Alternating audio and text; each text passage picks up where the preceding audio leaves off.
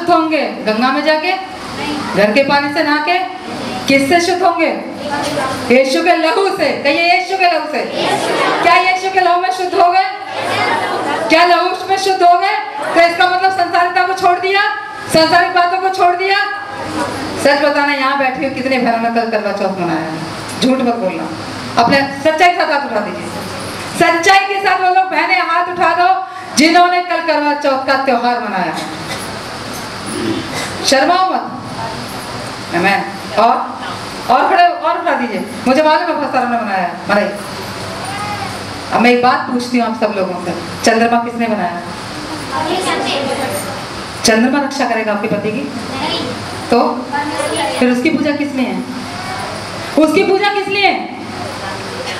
सूरज पे पानी चढ़ाने से अब तक अगर सूरज पे जितना पानी चढ़ाया जा रहा है, चढ़ाया गया, अब तक तो सूरज को बुझाना चाहिए था, मगर वो तो वैसे ही चमक रहा है। कहाँ परिवर्तन है? अगर आज आप यहाँ बैठ के, जब मैंने कहा कि कितने विश्वास है, सबने हाथ उठा दिया, और जब मैंने पूछा कितना कल करवा चौथ मनाया, तो भी हाथ उठा दिए। मेरे प्यारे लोगों, हमेशा दो बातों में फंसना दर्दनाक है। दो नावों में सवार आप पक्का गिरोगे, ना प्रभु के ना परमेश्वर शैतान के। अब जानते जिस दिन न्याय के सिंहासन के सामने खड़े होगे, उस दिन क्या होगा? मैं बताती हूँ क्या होगा। परमेश्वर कहेगा तू मेरे लायक नहीं है, और तुम कहोगे नहीं प्रभु हम तो चर्च जाते थे। प्रभु कहेगा चर्च जाके तुमने किया क्या? नहीं, वो हम करना तो चाहते थे, लेकिन वो सब लोग कर रहे थे ना, तो हमने दिवाली की पूजा कर ली और करवा चौथ का व्रत रख लिया। प्रभु कहेगा क्या मैंने कहा था? क्या कहीं बाइबल में लिखा है? उसने तो कहा है चांद के ग्रहों को मानना बंद करो, मगर तुमने नहीं माना। फिर आप कहेंगे नहीं वो सब लोग कर रहे थे, शैतान ने कह दिया था। शैतान उससे तेज आवाज में बोलेगा क्या मैंने तुझे पकड़ कर करवाया था? क्या मैंने तुझे जोर डाला था? क्या मैंने तुझे मारा था कि बंद कर? वो सांप बच जाएगा। न्याय में कौन हार जाएगा? कौन हार जाएगा? आप लोग हार जाएंगे। उस दिन ना परमेश्वर के ना शैतान के। परमेश्वर ने अपनी वाचा को बांधा है, करुणा दया की वाचा को आपसे बांधा है, और प्रभु की वाचा को आज बताने के लिए मैं आपके बीच में हूँ। हम बहुत पढ़ते प्रभु ने वाचा बांधी, वाचा बांधी, वाचा बांधी। प्रभु ने क्या वाचा बांधी उसको मैं आपके बीच में बताना चाहती हूँ। परमेश्वर ने हमसे वाचा बांधी, कृपा दया और प्रेम, तीन चीज। कृपा दया और प्रेम, इन तीन बातों के द्वारा उसने इंसान से बेइंतहा प्रेम किया, मगर इंसान उसके प्रेम को समझ नहीं पाया। और ये जो वाचा बांधी वो परमेश्वर, इंसान ने कहा प्रभु मेरे साथ वाचा बांधी, परमेश्वर ने खुद बांधी। जब एक शादी होती है तो एक अंगूठी पहनाई जाती है ना, लड़की के लड़का लड़की के हाथ में, तो एक वाचा होती है कि अब हम जीवन भर साथ हैं और एक दूसरे के साथ खड़े रहेंगे। परमेश्वर ने भी एक ऐसी वाचा इंसान के साथ अपने प्रेम के कारण बांधी, जिसमें उसने कहा मैं तुझ पर हमेशा के लिए कृपा दया और प्रेम बनाए रखूंगा, हमेशा के लिए। और ये वाचा उसके जीवन में बनी रही, लेकिन ये वाचा सिर्फ उन लोगों के जीवन में पूरी होती है जो उसके साथ खड़े हैं। प्रभु ने मनुष्य के पाप के बावजूद उसके लिए उद्धार को चुना। आमीन।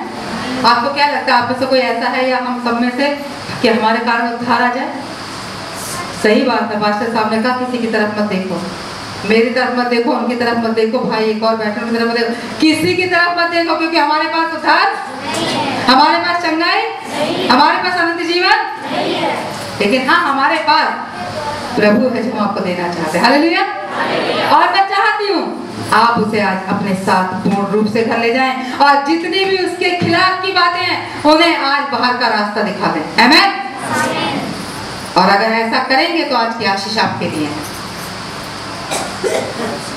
परमेश्वर ने जब इंसान को बनाया, क्या लगता है वो अकेला महसूस कर रहा था? तो लग रहा था बहुत दिन हो गए अकेले रहते रहते, एक बंदा बना लेता हूँ, थोड़ा संगति हो जाएगी, ऐसा? परमेश्वर ने इंसान को सिर्फ प्रेम को दिखाने के लिए बनाया, अपने आप को जाहिर किया, अपने आप को प्रकट किया, अपने सामर्थ को डाला, और एक ही आज्ञा उसको दी, मेरे साथ संगति रख। इंसान ने सब काम कर लिए, बस मेरे काम को भूल गया। कहिए परमेश्वर को हमारी नहीं हमें परमेश्वर की जरूरत है, और जब हमें जरूरत होती है तो वो आकर खड़ा हो जाता है। आमीन। प्रभु ने हमसे जो वाचा बांधी वो बिना किसी शर्त के बांधी, कोई शर्त नहीं रखी। उसने नहीं कहा कि तू मेरे लिए कुछ कर, बस वो प्रेम करता था इसलिए उसने वाचा को बांधा और अगापे प्रेम को दिखाया। अगापे प्रेम कहते हैं इसको हिब्रू भाषा में कहते हैं इरोज। इरोज मतलब जिसमें कि कोई शर्त नहीं है, अनकंडीशनल, बिना शर्त के प्रेम किया और उसके लिए कोई भी ऐसी बात नहीं रखी जो इंसान पूरा ना कर सके। हम इंसान हैं और हम जानते हैं कि परमेश्वर का ऐसा प्रेम नहीं कर सकते, लेकिन उससे प्रेम तो जरूर कर सकते हैं। उसके जितनी ताकत हम नहीं रखते, लेकिन हम उससे प्रेम कर सकते हैं। सोचिए जरा कि अगर कोई एक पड़ोसी आपको रोज परेशान करता है, रोज गालियां देता है, रोज आपके विरोध में बातें करता है, कितने दिन तक प्रेम करेंगे उससे? झूठ मत बोलना। कितने दिन तक प्रेम करेंगे? एक दिन भी नहीं। पहली गाली देकर तो देख, हमारे पास दो हैं। एक पत्थर को अपना हम ईंट मारेंगे और तू हमें क्या छोड़ेगा? हम तेरी शक्ल देखना चाहते हैं। इंसान क्या कर रहा है? परमेश्वर को रोज कोस रहा है, परमेश्वर से रोज दूर हो रहा है, परमेश्वर को रोज विरोध में हो रहा है, फिर भी परमेश्वर से प्रेम कर रहा है। वो परमेश्वर को छोड़ कर उन कामों को कर रहा है जो उसे नहीं करना चाहते, लेकिन फिर भी परमेश्वर से प्रेम करता है। इसे कहते हैं अगापे प्रेम, जो जिसमें कोई शर्त नहीं होती। और जितना वो परमेश्वर से दूर हो रहा है, जितना वो दुनिया में है, उतना ही दुखों में डूब रहा है, नुकसान उठा रहा है। मैंने कल भी कहा था, आज भी कहते हैं, हम लोग दशमांश नहीं देते हैं। नहीं, इस महीने खर्चा ज्यादा है, दशमांश नहीं देंगे, पास्टर साहब तो कैसे न कैसे खर्चा चला लेंगे, हमारे घर में काम जरूर होना चाहिए। सोचिए, आपने दशमांश चर्च में नहीं पहुंचाया, 2 दिन बाद एक एक्सीडेंट हो गया, शायद 2000 दशमांश होगा, आप हम 20,000 दे के आते हैं और दुख अलग से उठाते हैं। यही होता है। आप दान में नहीं देते हैं, दान नहीं देते हैं, इसलिए आप वहां नहीं पहुंच पाते जहां आपको पहुंचना चाहिए। आप जानते मैंने कितना पैसे से दशमांश शुरू किया था? 60 रुपए से। 60 रुपए मैंने पहला दशमांश दिया था, क्योंकि मेरी हालत ही ऐसी थी। मेरी हालत ऐसी थी, मैं 600 रुपए में दुकान पर, डॉक्टर की दुकान पर नौकरी करती थी। पति के एक्सीडेंट के बाद हालत बहुत खराब हो चुकी थी और उसकी दवाई के लिए मुझे नौकरी करनी पड़ती थी, उसकी सेवा भी बहुत करनी पड़ती थी, इसलिए मैं दूर नहीं जा सकती थी। मैं 600 रुपए कमाती थी, 60 रुपए दशमांश देती थी। मैं ये नहीं कहती थी प्रभु मेरी तनख्वाह को बढ़ा, प्रभु मेरे काम को बढ़ा, मैं कहती थी प्रभु मेरे दशमांश को बढ़ा। हालेलुया। मैं कहती थी प्रभु मेरे दशमांश को बढ़ा। और अब प्रभु कहता बहुत समझदार है, दशमांश बढ़ाने के लिए तनख्वाह तो बढ़ानी पड़ेगी, है ना? दशमांश बढ़ाना है तो इसको पैसा ज्यादा देना ही पड़ेगा। और परमेश्वर का धन्यवाद हो, आने वाले समय में मैंने 50,000 तक दशमांश दिया। हालेलुया। 60 रुपए से शुरू करके 50,000 तक दशमांश दिया। आज तक चाहे मेरे घर में 1 रुपया ना बचे, प्रभु के भवन में जाना जरूरी है। मैं शराब नहीं लेना चाहती, मैं गरीब नहीं होना चाहती, मुझे मेरी अच्छी लगती है और प्रभु ने कहा मेरी का रास्ता ये है। मैं ये एक्चुअली बहुत सारे चर्चों में प्रचार नहीं होता है। लोग, खासकर जो पादरी साहब हैं, पास्टर लोगों को लगता है कि अगर हम ये प्रचार करेंगे तो लोग कहेंगे हमसे मांग रहे हैं। मैं आपको बता दूं, ये प्रचार बहुत जरूरी, मैं हर जगह करती हूँ। इसकी वजह ये आपको अमीर बनाने का तरीका है। वचन कहता दो तो सब लोग कहते हैं पहले ले लो, नहीं, प्रभु कहता पहले लो, पहले दो तो दिया जाएगा। अगर नहीं है तो इसका मतलब आप दे नहीं रहे हैं। उसको देना शुरू कर दो, सब कुछ आने लगेगा। जब हमारे जीवन में परेशानी बढ़ती है तो हमारा प्रेम ठंडा पड़ जाता है। और वचन कहता है अंत के दिनों में बहुत सारे लोगों का प्रेम ठंडा अभी भी पड़ रहा है, क्योंकि अंत के दिनों में है। लेकिन अगर प्रेम ठंडा पड़ गया तो इसका मतलब प्रेम था ही नहीं। आमीन। प्रेम कभी कम नहीं होता, प्रेम हमेशा बढ़ता है। प्रेम था ही नहीं, अगर ठंडा हो गया है, अगर हो गया तो उसे दोबारा से जलाओ। अगापे प्रेम उससे करना सीखो, ताकि उस आशीषों को पाते रहो जो परमेश्वर ने आपके लिए रखी है।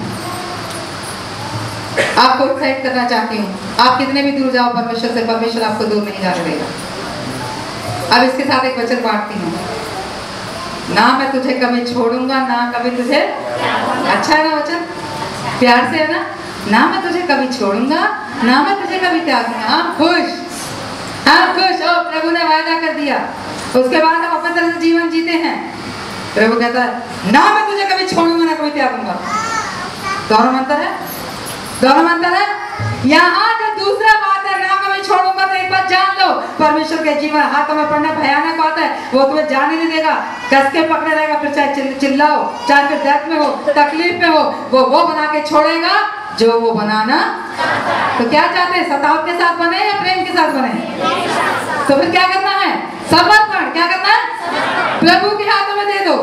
मेरा एक ग्रुप है, वैसे आजकल व्हाट्सएप पे बहुत सारे ग्रुप चल रहे हैं, और वो हमारा ग्रुप बहुत बढ़िया है व्हाट्सएप पे। हमारे ग्रुप में हम कोई मजाक नहीं करते, कोई चुटकुले नहीं लिखते हैं, हम परमेश्वर के वचन लिखते हैं और साथ ही एक दूसरे को प्रार्थना का विषय देते हैं, वो हम करते हैं। लेकिन उसके अलावा मेरा एक ग्रुप है, और मेरे ग्रुप में हम 4 लोग हैं, और हम 4 लोग हमेशा साथ रहते हैं, कभी अलग नहीं होते हैं।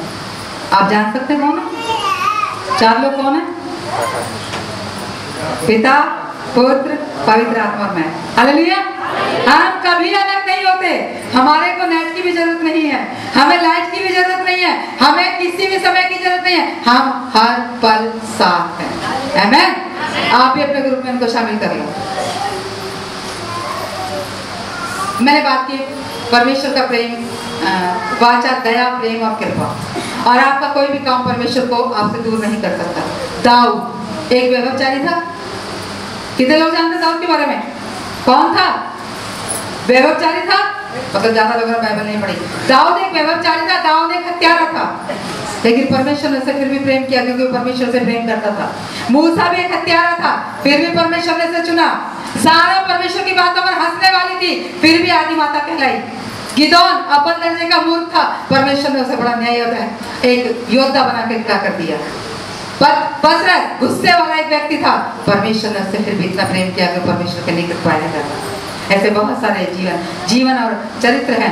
परमेश्वर आपसे प्रेम करता, उसके प्रेम का गलत फायदा मत उठाओ। परमेश्वर हमसे हम पे दया दिखाना चाहता है, और दया के साथ वो चाहता है कि आप उसके हाथ के नीचे किस तरह से आ जाएं? दीनता के साथ। कैसे आ जाए? जो लोग घमंड के साथ आता है, जो लोग संसारिकता के साथ आता है, उसे कुछ भी नहीं मिलेगा, उसकी लिए वाचा नहीं है। आइए हम थोड़ा सा बाइबल पर ध्यान देते हैं, और अगर हम ध्यान दें तो पूरी बाइबल को अगर ध्यान से पढ़ें तो समय समय पर परमेश्वर ने इंसान से 7 वाचाएं बांधी हैं। कितनी बांधी हैं? 7 वाचाएं अलग अलग जगहों पर बांधी हैं। आप इनको ध्यान में रखिएगा। पहली वाचा परमेश्वर ने आदम के साथ बांधी थी, पहली वाचा। दूसरी वाचा उसने नूह के समय बांधी थी। किसके समय?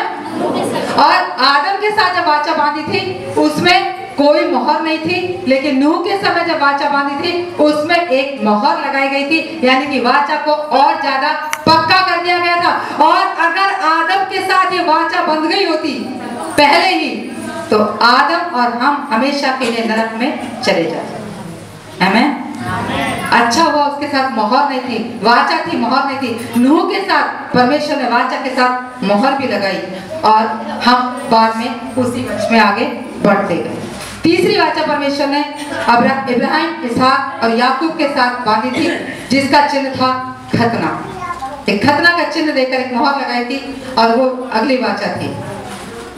और साथ ही इब्राहिम की देह में एक बीज डाला गया था, और आपको बता दूं यीशु इसी वंश में आगे आके पैदा हुआ था। आमीन। चौथी वाचा परमेश्वर ने मूसा के साथ बांधी थी, और मूसा के साथ जब वाचा बांधते व्यवस्था की वाचा थी। एक व्यवस्था दी गई और उसे कहा गया इस व्यवस्था को पूरा करने के साथ ही परमेश्वर की आशीष, कृपा और वाचा पूरी होगी। 5वीं आज्ञा दाऊद के साथ बांधी। किसके साथ बांधी? और दाऊद के साथ जो वाचा बांधी थी उसकी मोहर थी स्तुति। हालेलुया। मैं आज को आपको एक और बात बताना चाहती हूँ। मैं खुद एक प्रचारक, लेकिन फिर भी मैं कहती हूँ आज सबसे ज्यादा परमेश्वर आराधना को ढूंढ रहा है। जो आत्मा से आराधना करते हैं परमेश्वर उन्हें ढूंढ रहा है। इसलिए मैं आराधना में चुप नहीं बैठती हूँ। हालेलुया। इसलिए मैं आराधना बराबर की करती हूँ कि कहीं मेरा चुनाव दूसरे नंबर पर ना हो जाए। सच बताऊं, प्रभु ने मुझे ऑलराउंडर बनाया है। टीचर भी हूँ, पास्टर भी हूँ, प्रचारक भी हूँ, आराधक भी, सब काम कर लेती हूँ। प्रभु का धन्यवाद हो, उसने सारी आशीष से भरा है। और छठी वाचा परमेश्वर ने यीशु के साथ बांधी और उसके साथ मोहर लगाई थी अनंत जीवन की। किस चीज की?